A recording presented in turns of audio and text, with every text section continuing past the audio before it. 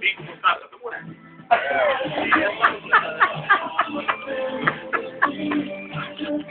Dar tu nu cred că nu să Bă, da, dar și ce înseamnă rău?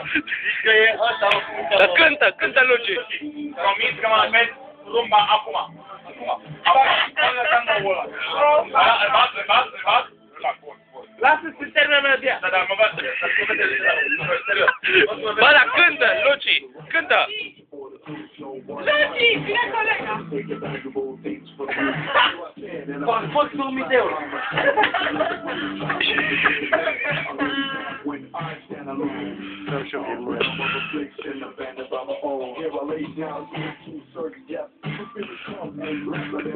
Dacă e tata, mă cam cu asta. Ia.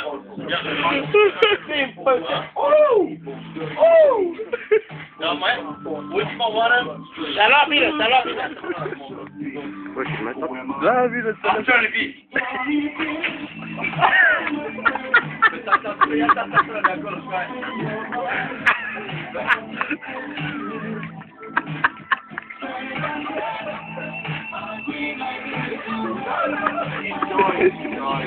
Nu pot să...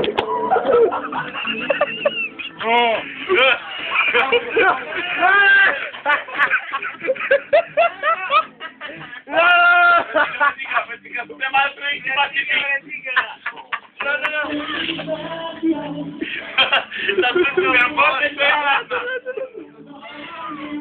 Flop! Da, să te văd? Nu. Aici era apă. Deci ok. Lasă, Gheață. Cine gheață? Eu! Mă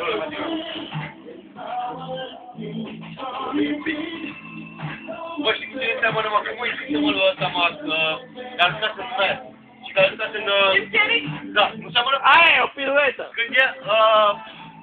Cable Guy, exact ăla din Cable Guy, e pula mea. Jim Carrey. Da. Acum! Florin!